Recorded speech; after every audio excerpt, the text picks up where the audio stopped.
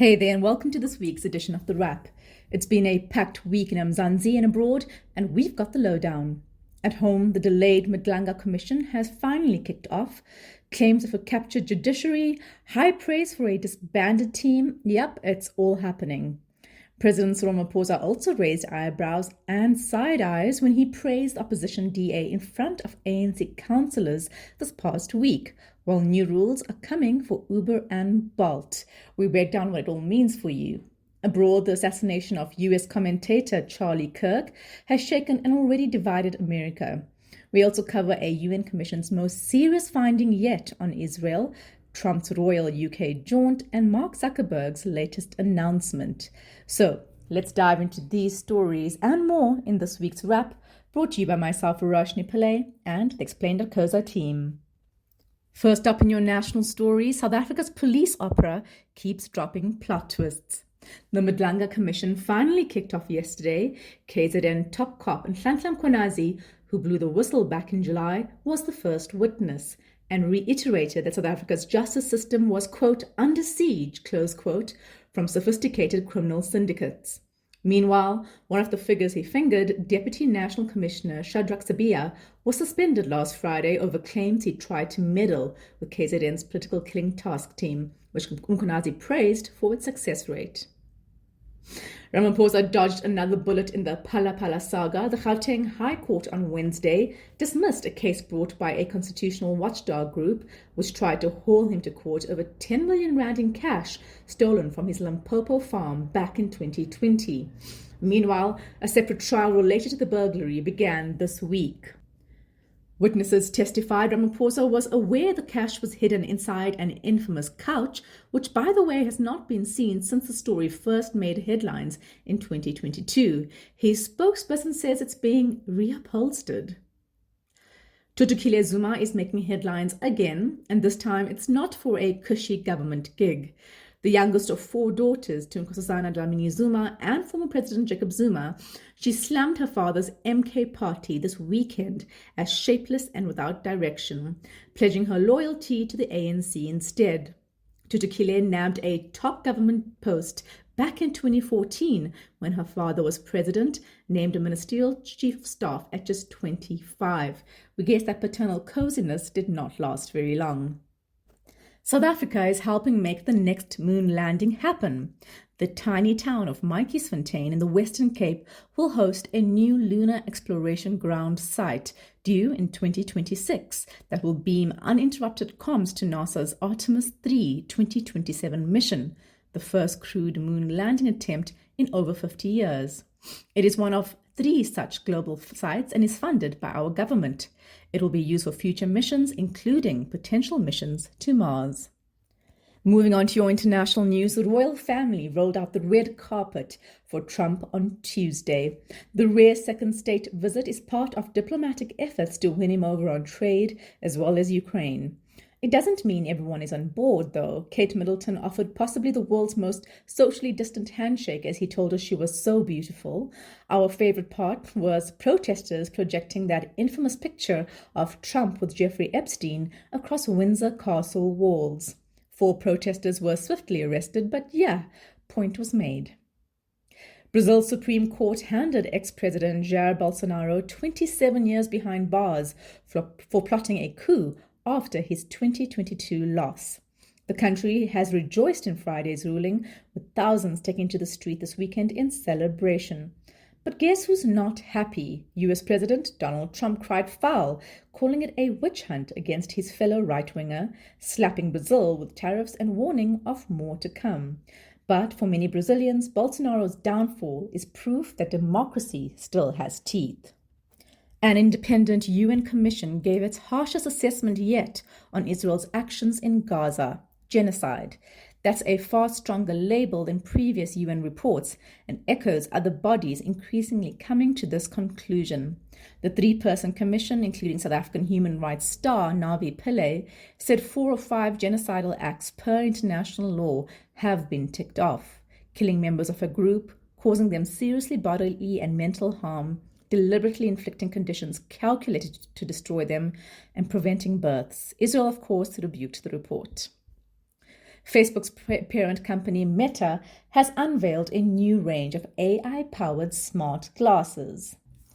It's a far more expensive upgrade on previous iterations, and some feature a companion neural wristband that allows texts with hand gestures.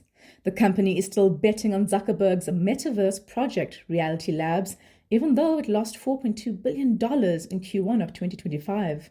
Meanwhile, protesters are demanding better protection for kids after whistleblowers told the US Senate the company discouraged research into dangers children face on its VR platforms.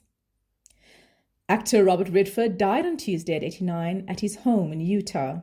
The Hollywood icon was best known for hits like Butch Cassidy and the Sundance Kid. But Redford used his fame to push complex stories onto the screen, from political corruption to grief.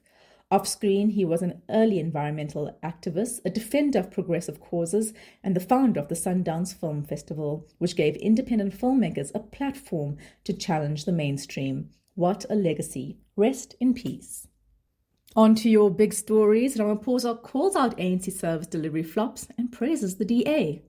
President Ramaphosa dropped a truth bomb at the ANC councillors' roll call in Soweto on Monday, admitting that ANC-run municipalities are lagging behind, and, in a plot twist, suggested they take notes from DA-led ones like Cape Town and Stellenbosch.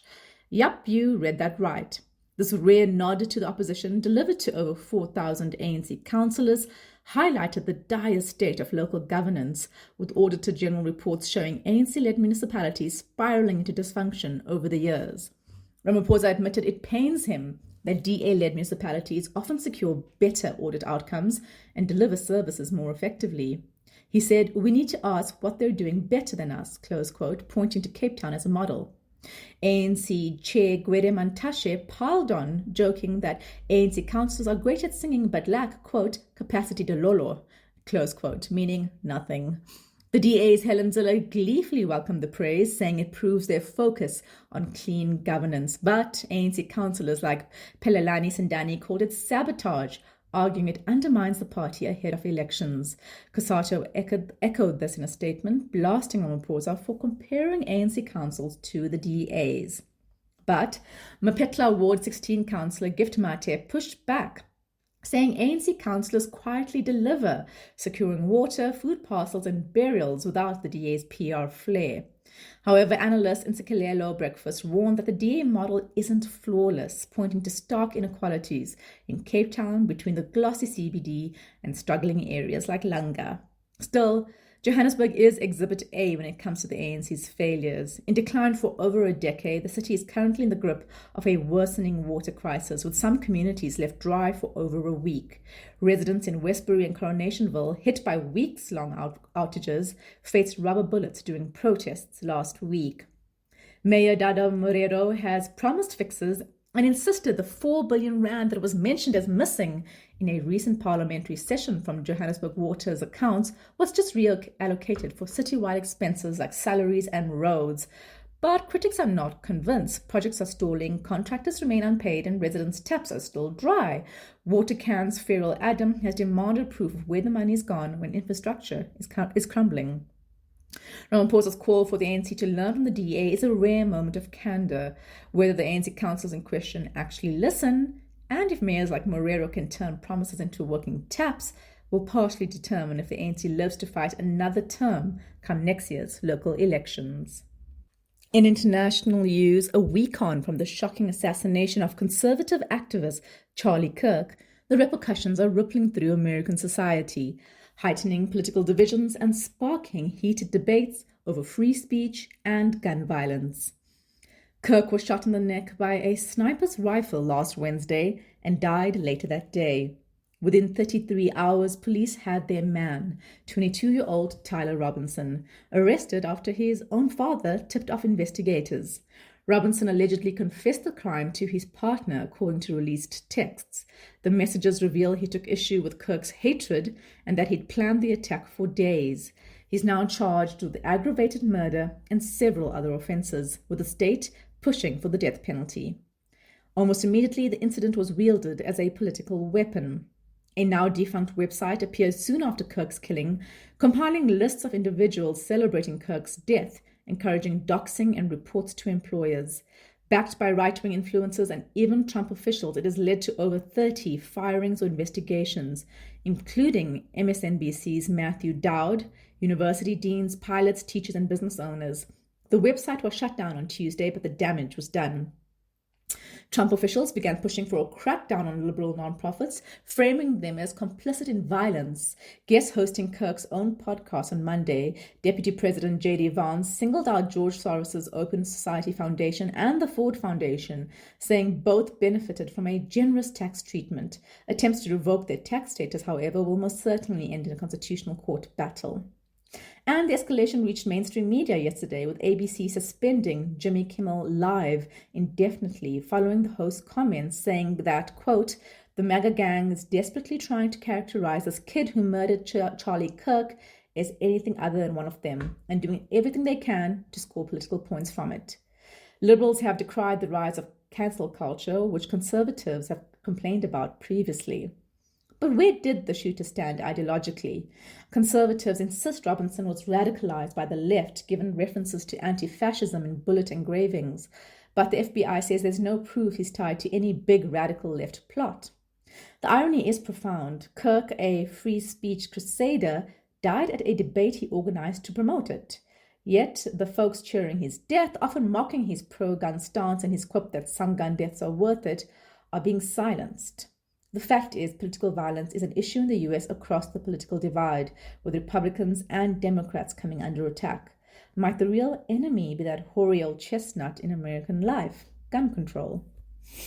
Finally, Uber, Bolt, and the new e-hailing rules. South Africa's roads aren't just clogged with traffic. There have also been war zones with taxi turf wars and tragic attacks on Uber and Bolt drivers and riders.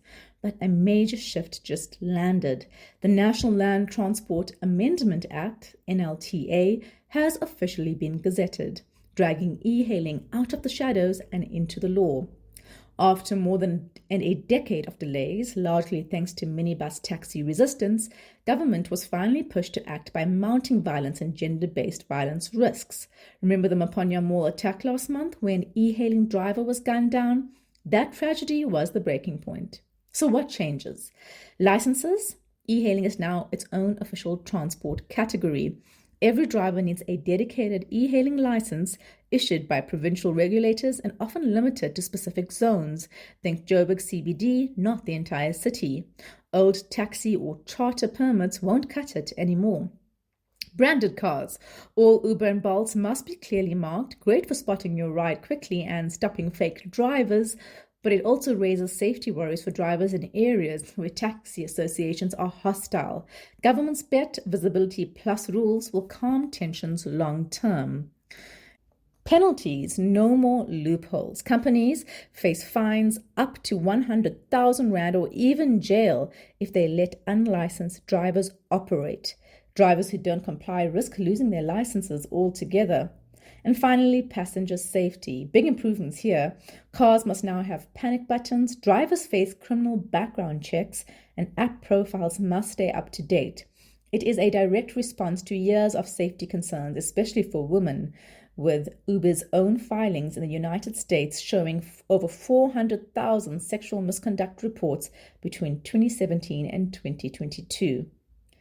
So this isn't just bureaucracy, it's an attempt to turn e-hailing from a dangerous free-for-all into a regulated part of South Africa's transport network. The taxi industry still dominates, but government hopes these changes will reduce violent clashes and protection-free rackets.